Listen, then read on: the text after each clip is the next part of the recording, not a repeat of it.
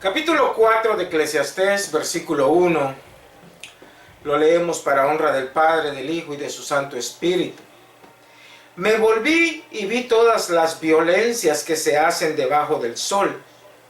Y he aquí las lágrimas de los oprimidos, sin tener quien los consuele. Y la fuerza estaba en la mano de sus opresores, y para ellos no había consolador. Y alabé yo a los finados, los que ya murieron, más que a los vivientes, los que viven todavía.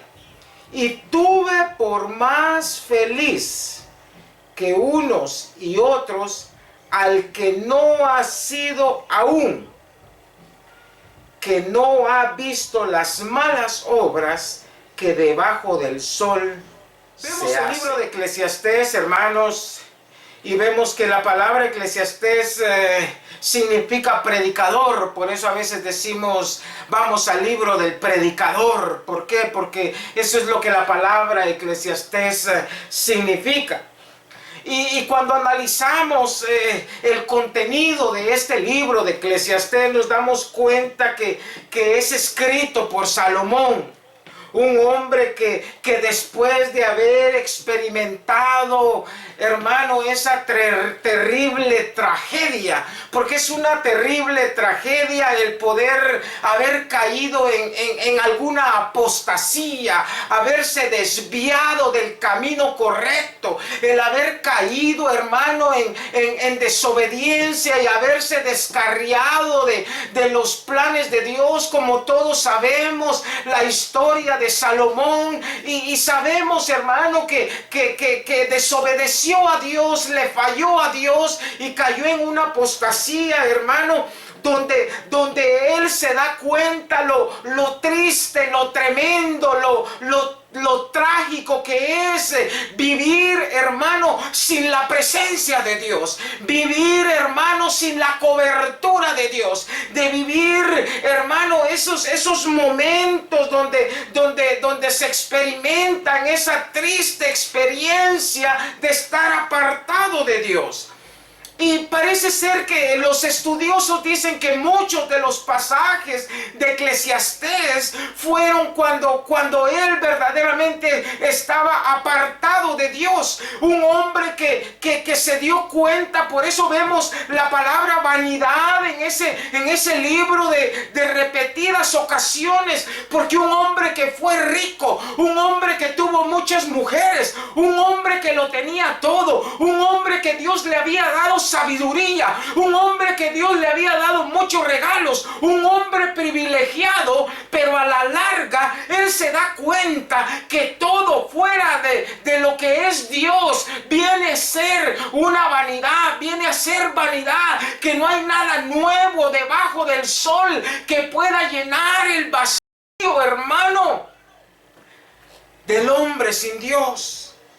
Y me llama la atención porque está el contraste. Y vemos el libro de Proverbios, un libro escrito también por Salomón. Pero vemos que en Proverbios parece ser que nos muestra una sabiduría divina. Una sabiduría que bajaba de la presencia de Dios. Un libro lleno de consejos. Un libro lleno de una sabiduría. Un libro lleno del temor de Dios. El cual verdaderamente nos hace sabios. Un libro, hermano, que está dedicado a una juventud, está dedicado al adulto, está dedicado a los matrimonios, está dedicado a toda clase de persona que verdaderamente quiere experimentar esa cobertura de Dios. Entonces vemos los dos puntos no opuestos, pero sí vemos el contraste que existe entre los dos libros. Y ahora bien, aunque Salomón, hermano, había sido privilegiado, hermano, que Dios le había dado ese don de esa sabiduría divina, él también tenía esa sabiduría de experiencia, esa sabiduría natural que se manifestaba en él. Por eso él veía los animales y veía una hormiga, y parece ser que la sabiduría venía sobre él y le daba una enseñanza. Él sacaba enseñanzas, hermano, hasta de los animales más insignificantes que usted puede ver. Él sacaba una enseñanza muy profunda de cada una de esas cosas. ¿Por qué? Porque él tenía ese don,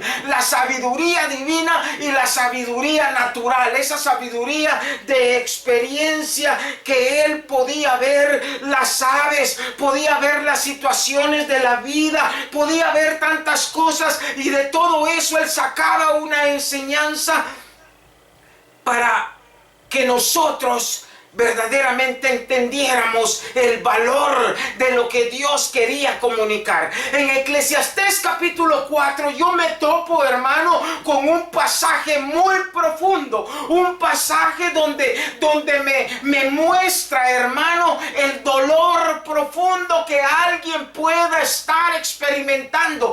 Cuando yo veo el capítulo 4 y veo los primeros versículos, me doy cuenta, hermano, de aquella agonía interna que a veces no se manifiesta a lo exterior, pero puede haber a alguien que esté pasando por una situación difícil, alguien que pueda estar pasando por esas lágrimas, alguien que pueda estar pasando por esa situación en la cual, hermano, solo Dios la conoce.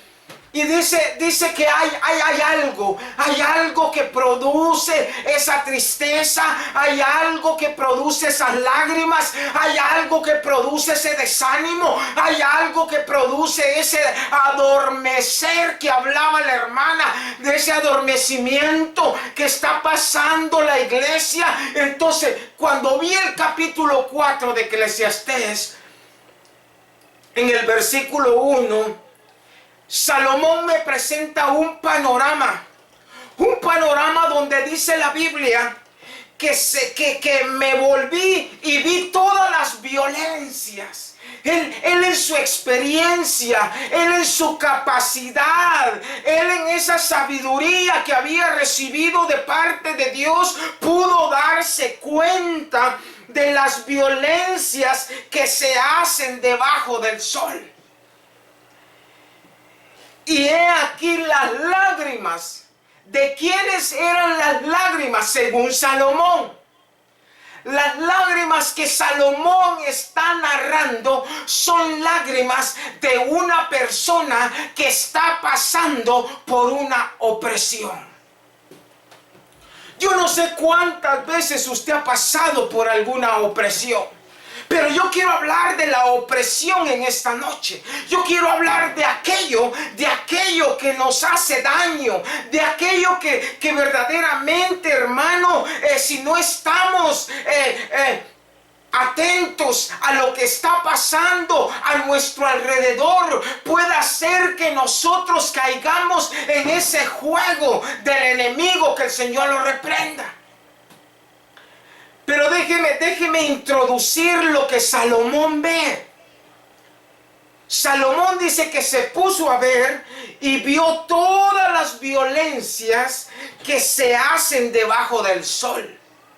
Aquí está hablando de una experiencia personal, como él se pudo poner a ver cada una de las cosas que sucedían a su alrededor y se dio cuenta que había algo que le estaba haciendo daño al hombre. Había algo que le estaba oprimiendo y que esa opresión estaba produciendo muchas lágrimas. Oiga bien lo que produce la opresión. Sin tener quien los consuele. Y la fuerza estaba en la mano de sus opresores.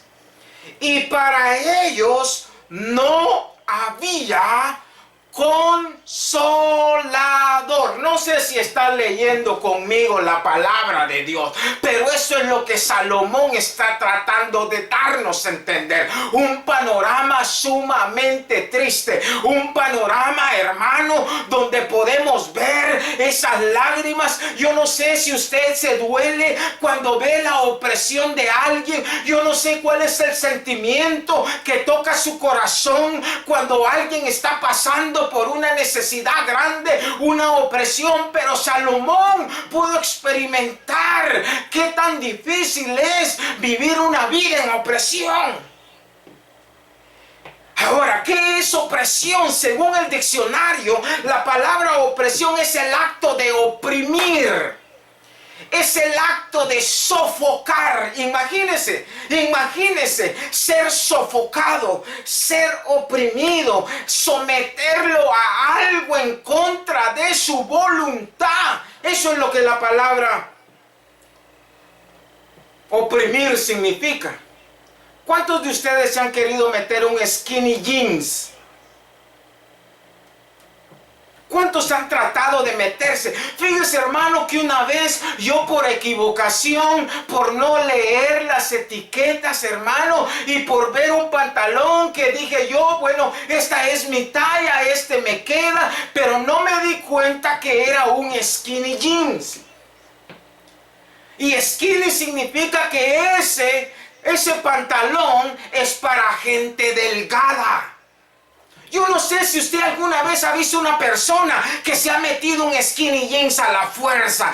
Cómo se mira que el cuerpo está siendo presionado, que el cuerpo está siendo sofocado, que el cuerpo está sufriendo, hermano, porque en ese cuerpo no hay libertad, en ese cuerpo no hay nada, hermano. Ahí hay una presión tremenda, que ese cuerpo está esperando el momento de llegar a su casa y que se quiten ese pantalón y que la lonja pueda caer, hermano. ¿O no ha visto esas fajas colombianas que están de moda, hermano? Esas fajas donde le prometen hacer una figura muy estética, muy feliz, muy buena, muy diferente, donde usted puede esconder esas libritas que tiene de más, y esas fajas usted se las pone y las aprieta. No hay cosa más triste que andar trabajando con una faja, hermano. A veces a mí me toca que ponerme una faja para levantar cosas pesadas, pero a mí la faja me estorba, porque mi cuerpo no está libre, porque mi cuerpo se siente oprimido, porque mi cuerpo se siente sofocado. ¿Por qué? Porque debajo de esa faja hay una piel que está sufriendo, hay una gordura que está sufriendo, hermano, que ya parece uno de esos cupcakes. ¿Ha visto los cupcakes que son chupaditos de abajo y arriba, como que le sale una bola? Cuando uno se pone una faja, lo de aquí se desaparece, pero parece ser que se le sube para arriba o se le va para abajo, y cuando uno se lo quita, como que cae todo otra vez a la normalidad. De esa manera, así trabaja la opresión. Hay una opresión, hermano, cuando alguien está utilizando o alguien está siendo sometido a algo, hermano, que no es normal. La opresión puede ser el uso de violencia, hermano. Hermano, hay matrimonios que viven bajo opresión, hay hijos que viven sobre opresión, donde verdaderamente hay una violencia de parte de los padres, hay una violencia de parte de los seres queridos, hay una violencia que está haciendo daño, hay una opresión que está provocando, hermano, un desequilibrio mental, un desequilibrio emocional en la vida de la persona, y eso viene a ser un problema serio en la vida del hombre. Eso es lo que Salomón está, hermano, relatando. Él está relatando el tiempo que estaba viviendo esa gente, siendo oprimidos por los más ricos, siendo oprimidos por aquellos que tenían el poder, siendo oprimidos por aquellos que se creían que tenían poder o dominio sobre los demás. y que no podían defenderse, que no podían hacer nada, que lo único que se te podían hacer era llorar. Y lo más triste que Salomón relata es que no había nadie, hermano, que los pudiera consolar. No había nadie que pudiera hacer nada por ellos, hermano.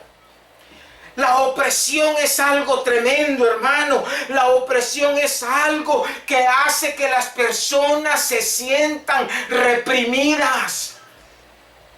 Hace que las personas se sientan humilladas.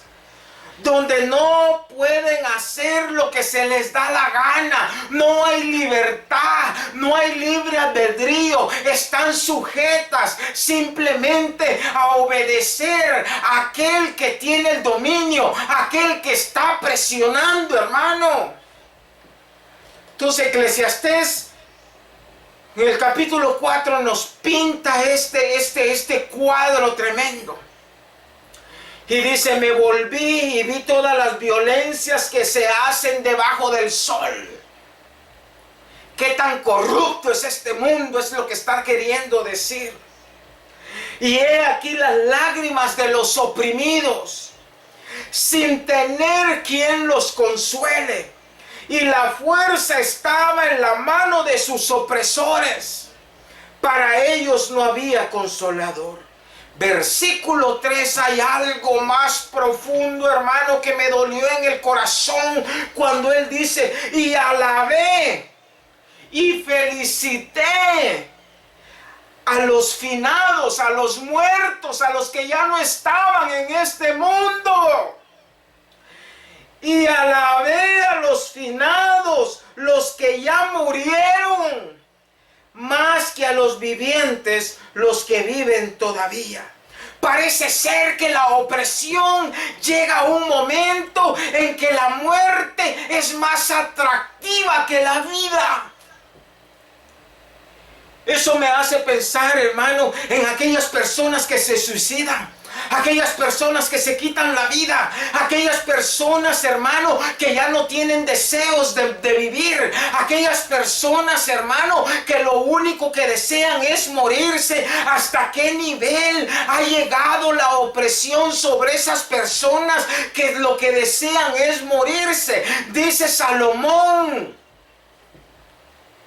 que cuando una persona está bajo esa opresión es más agradable la muerte que vivir.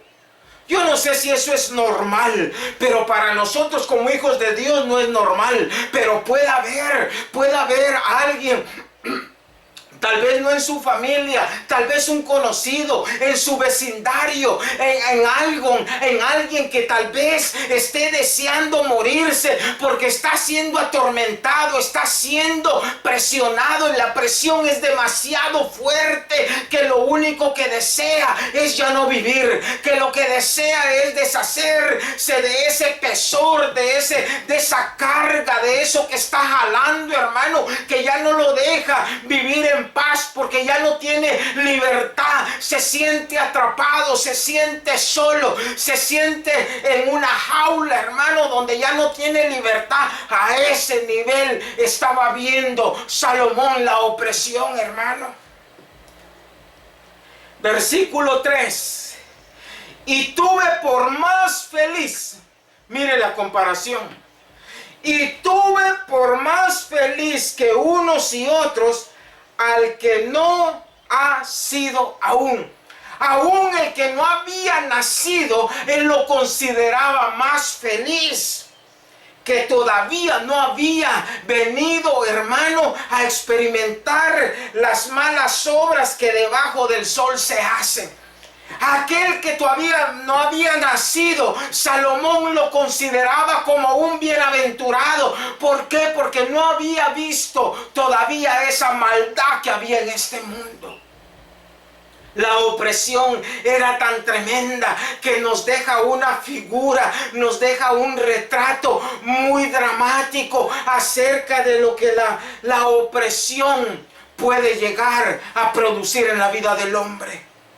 El sufrimiento de opresión o del oprimido es tan doloroso, hermano, que él lo pinta de esta manera.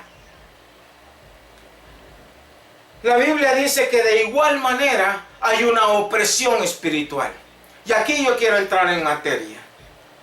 Ya más o menos le planteé lo que Salomón quiere dar a entender en su capítulo 4 de Eclesiastés, en los primeros versículos. Pero ahora yo quiero que usted considere esta opresión espiritual que tal vez usted ha experimentado en alguna ocasión en su vida cristiana. ¿Cuántos han experimentado una opresión? ¿Y a qué punto esa opresión puede llegar a paralizar nuestra vida cristiana? ¿A qué punto esa opresión puede llegar, hermano, a querer tirar el privilegio? ¿A qué punto esa opresión puede llegar hermano, a nosotros ya no hacer la obra de Dios? La Biblia dice que la opresión espiritual, hermano, es una opresión demoníaca que Satanás utiliza ciertos demonios que actúan en la persona. Y no estoy diciendo que la persona está endemoniada. O tal vez sí está endemoniada, eso yo no sé. Lo que estoy tratando de dar a entender es cómo la opresión demoníaca trabaja. Y nosotros debemos de estar preparados, porque si nosotros no entendemos la presión demoníaca que puede estar sucediendo en nuestras vidas, hermano, nosotros no vamos a poder echar para adelante, no vamos a poder llegar a cumplir el propósito en Dios, no vamos a poder, hermano, a llegar a experimentar todas las promesas que Dios nos ha dado, porque hay promesas de parte de Dios, pero va a ser ese el momento, en el momento de la opresión, es donde nosotros tenemos que sacar de la fe esa victoria, porque el éxito del cristiano está en la fe. En la fe está el éxito de cada uno de nosotros. Y hay momentos en que el enemigo va a querer oprimirte de tal manera que tu fe mengüe, que tú no le creas a Dios, que tú no creas que Dios es capaz de hacer lo sobrenatural y poder cumplir aquello que Dios te ha prometido. Nosotros somos un pueblo de promesas y Ebenecer es una iglesia de promesas, pero si nosotros no entendemos cuál es el motivo de la opresión, porque Ebenecer ha vivido una opresión, y si Ebenecer ha vivido una opresión es porque Dios está probando nuestra fe. Una persona oprimida, hermano, no puede experimentar ninguna libertad en su vida. Mire qué triste es el que nosotros ya hayamos sido libres en Cristo Jesús, pero no poder disfrutar de esa libertad en la cual nosotros deberíamos de estar. Y estoy hablando de libertad, no estoy hablando de libertinaje, estoy hablando de una libertad, hermano, en Cristo Jesús. Libertad donde nosotros podemos servir a Dios libremente, donde nosotros podemos hacer la obra de Dios de una manera correcta. Libertad donde nosotros podemos alabar a Dios con gusto, con júbilo, de poder expresar nuestro agradecimiento a Dios de una manera que nosotros verdaderamente mostremos esa libertad que hay en cada uno de nosotros. La opresión, hermano, es algo que nos quiere llevar hacia abajo. Es como que alguien te esté puchando la cabeza hacia abajo. Es como que algo pesado, hermano, te presiona hacia abajo. llevándote al nivel más bajo, porque ese es el propósito de la opresión. El propósito de la opresión es llevarte a los suelos y humillarte de una manera en la cual tú creas que Dios ya no es suficiente, donde creas que Dios ya no es capaz de darte la victoria, donde creas que Dios ya no es capaz de poder hacer algo sobrenatural a tu favor, donde creas que todo está terminado. Eso es lo que verdaderamente la opresión quiere hacer. En otras palabras, la opresión, su propósito es obligarte a estar en el nivel más bajo del que tú deberías de estar. Por ejemplo, Dios dice que eres cabeza, pero la opresión, ¿qué dice? Que tú eres cola. Dios dice que tú eres más que vencedor, pero la opresión, ¿qué dice? Que tú eres derrotado.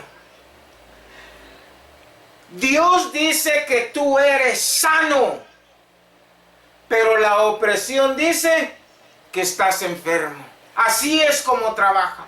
La opresión, su propósito de la opresión es hacerte sentir que Dios no está de tu lado. Hacerte sentir menos de lo que verdaderamente Dios ya ha determinado para tu vida. De hacerte sentir en una posición inferior a la que Dios ya te ha dado. Por eso nosotros debemos de saber las artimañas de la opresión y cómo es que se manifiesta. Porque si la opresión puede llegar a tu vida, no es porque Dios no sepa que no va a llegar la opresión. Es porque hay algo. La opresión lo que hace es anunciar una bendición grande para tu vida.